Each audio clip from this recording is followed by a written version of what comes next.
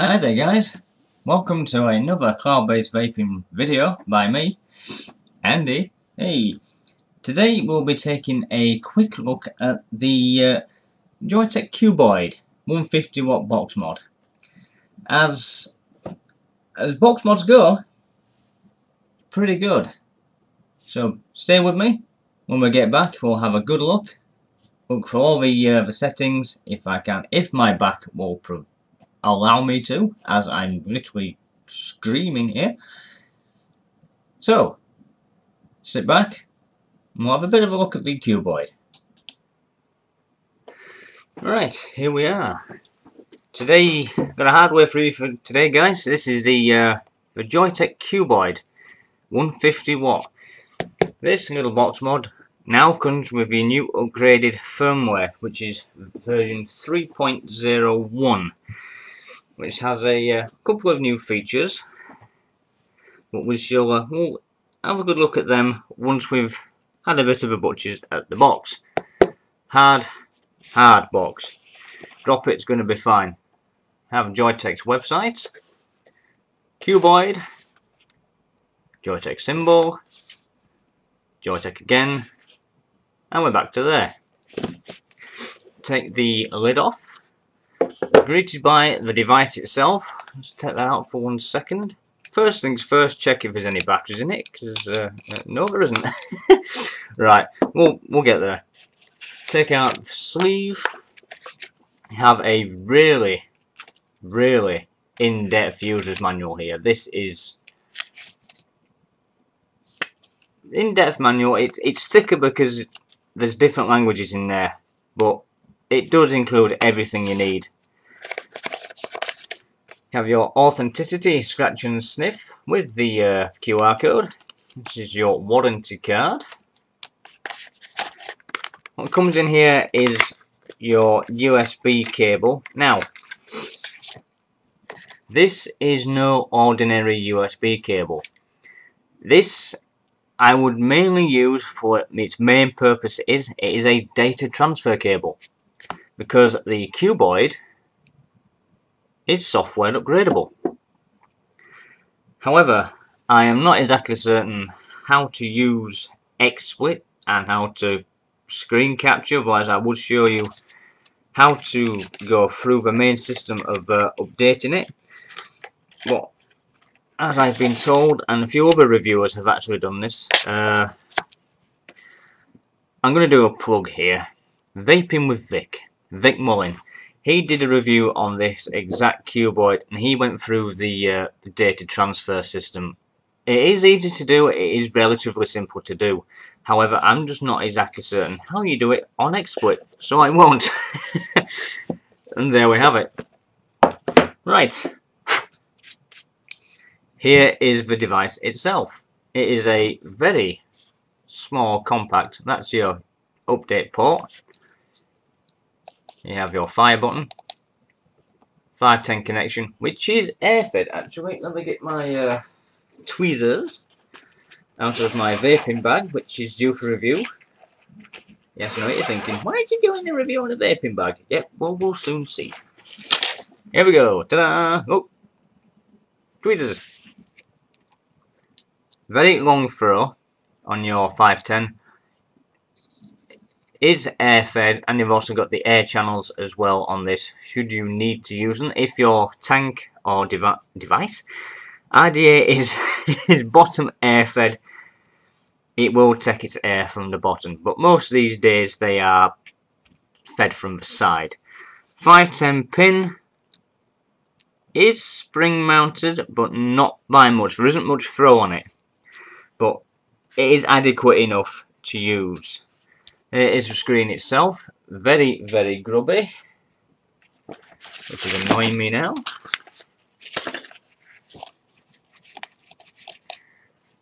LCD, that's better, nice and shiny. So let's pop a couple of batteries in here, because like most things I don't plan for it. There's the underside. Got venting at either side, should you be unfortunate for your battery to actually vent. And you just simply pop open the bottom, and there we have it.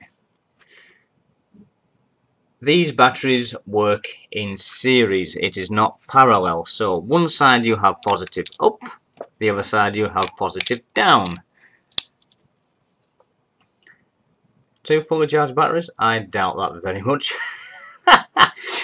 Right, here we go. That is what you're greeted with on screen. Get it out of the light. There we go. Have your wattage, because it's set to power mode. Your ohms. No, is it ohms? Your volts, the coil, and the amp, and your two battery indicator meters. Get out. 1, 2, 3. Right, let's pop a tank on this because it's not letting me do the screen changeover. Let's put the old Cuboids back on because this is designed for the new Joyetech BF range of coils. So here we go again. 1, 2, 3. Then use the bottom bit to scroll across. Now, what you're seeing here is what's called the Smart System, which is designed to work in parallel with the new BF coils from Joyetech. Basically what this means is, if you're new to vaping, say you bought this as a starter kit or you bought this with a different tank, and you're still getting used to ohms and wattages and you're not really sure how much power you can put through your coil just to be on the safe side, this device actually allows you to do just that. And for some reason this isn't letting me do it. What is this? It's set for 30 watts, is the BF coil that's actually sat in here. Basically what happens is, on this screen, it should recognise there's a BF coil in there. You have a line, a maximum line on the screen. What that allows the user to do is to increase the amount of power that this coil will allow you to use. Normally the line should be about halfway because this is a 30 watt coil. However, I believe this is a stainless steel coil, so you can use it in temp mode as well. But using the up and down buttons, you can regulate how much power you can put through that coil so you don't exceed the maximum wattage this coil allows. So you don't end up burning the coil out, you don't end up burning your cotton, boiling your juice, ripping your throat to shreds or anything else. So 3 clicks again and we go across. That's temp control in Ni200. Temp control in titanium. Temp control in 316 grade stainless steel. You have your TCR mode and then you're back to power mode. The added bonus of the Smart is a very brilliant idea. Should new vapers be interested in buying this little device, so they are not worried about how much power you can put through a coil. It does work on certain other coils, but it is mainly designed for the BF range of coils. The new EVIC Mini, which comes with the Cuboid kit, should and is already upgraded to version 3.1, which has the same system as the Cuboid does. Basically allows the user not to overcook their coil. So if we screw the coil back in, 0.52, 1, 2, 3. Smart. The max line is well above 30 watts. However, this may put it in a automated system. Let's find out.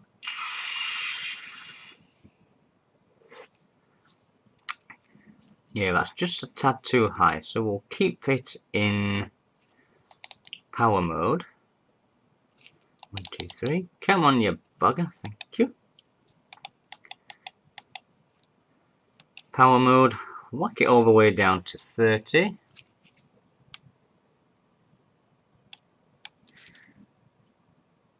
It's a very, very fast scroll. Hey, there we go. Very, very fast.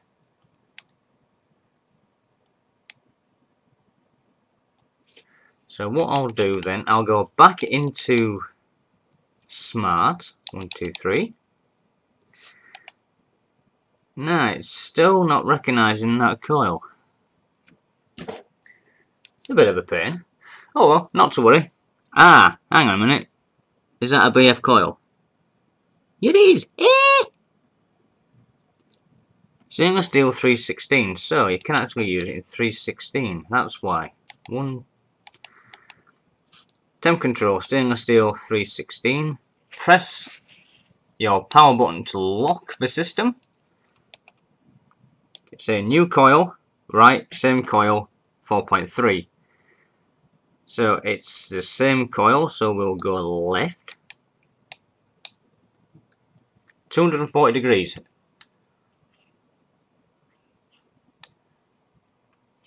Not even bloody vaping. Instantly goes straight into protection.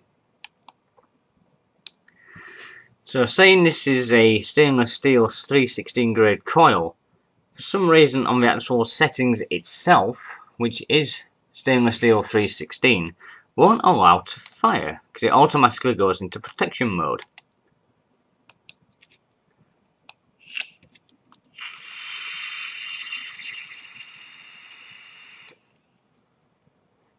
In power mode, works just fine. Okie dokie. Right, head back up to the main cam and we shall have a bit of a pros and cons chat, have a vape, and final thoughts. Okay, back up to main cam. Right, that was a quick overview of the initial features of the Cuboid. The best feature I can see on this is the smart system on it, which is a brilliant addition. Should you wish to purchase this as a new vapor, screw your tank on there and you're basically unsure how high you want your coil. For example, now we're going back ages ago when I first started vaping, when I first got into variable wattage devices, I was unsure of what power to put through coils. Now these days, most new stock coils do come printed with the ohms and the maximum wattage you can put through these coils.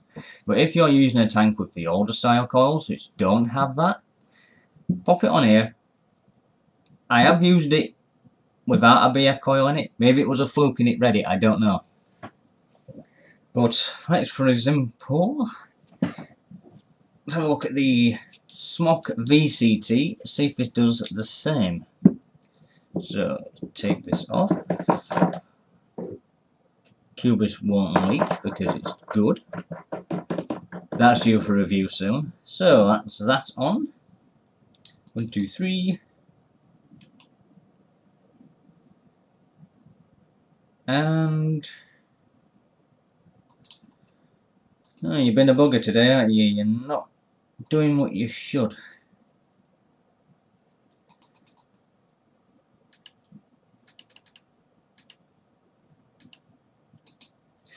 Right. When it works, when it wants to, what it does is it produces a line on the screen, which is the maximum line, sort of top ends where the power is on your device. So if you're using a coil in there which goes up to 65, 70, 100 watts, there will be a line on screen which will be the maximum power line of what you can crank up. So you don't run the risk of damaging stock coils or any other coil for that matter. It is a pretty damn good idea, which should be, and I'm pretty sure will be running throughout the whole new Joyetech range. The new EVIC Mini also has this system inbuilt, extending the life of these devices, because we all know the EVIC Mini now is getting on a bit. To have a new firmware upgrade which enhances the life of these devices. Joyetech are bringing out a new device. I think it's already, if it's already not released, it is due soon, which is the Cuboid Mini, which is smaller than the Cuboid. It isn't a dual 18650 like this one is, it's a single 18650, but it weighs a damn ton. My God, how bright! It's because it's raining. I got the light from the cloud with just the glare off my head. Yeah, it looks like a new sun. But what we'll do is, we've got this set to 30 watts, which is what this coil will happily vape at. And we'll take a few vapes and we'll see just how this little device performs.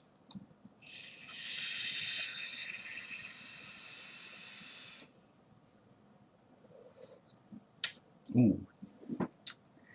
Wow, that's pretty well, that. At 30 watts.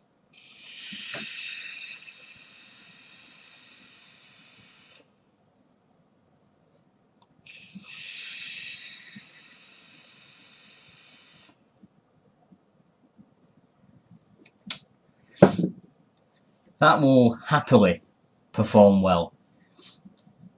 This is, the tank I'm using on this is the Joyetech Cuboid tank, which hasn't been out very long. But even with this on, I've tried this on different tanks and really sort of cranking the wattage up to sort of 30, 40, 50, 60 watts. I will go nowhere near 150 watts. I did it once when I setted this out and boy, it's harsh. Some people like really hot vapes. I don't, it's not really for me. But for the choice of this going up to 150 watts, it's adequate enough for the majority of vapors out there. It will happily sit and vape at 30 watts. It will happily sit and vape at 50 watts. It is a fantastic little device with the added bonus of being firmware upgradable, which also again extends the life of these products. The EVIC Mini itself is also firmware upgradable. So Joyetech are extending the life of these devices by bringing out new software. There may be a time when Joyetech will stop producing software updates for these, for the newer devices that come on the market. But for now, this is a relatively good device. I mean, prices range depending on where you go. I've seen these at the £70 mark. It all depends on where you go and where you buy them from. I mean, you can go to places like Fast Tech, GearBest, Vape Tilly, which is where I got this from. But all in all, final thoughts. It is a fantastic device. It's a tad heavy. Won't exactly go in your top pocket because it'll end up weighing your pocket down.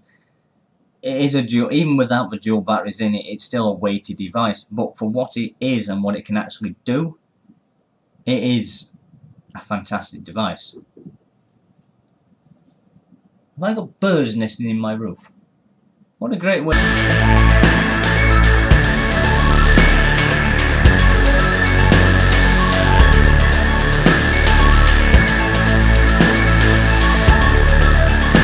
That's it from me with a review of a Cuboid. Again, these reviews won't be exactly in-depth because I'm having trouble staying still because of the back.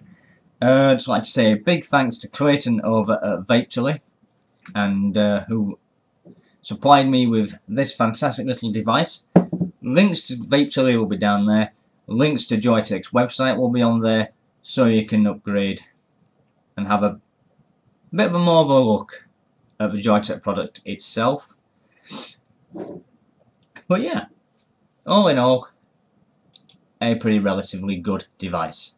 And from me, it's tatty bye, and I shall see you on the next review.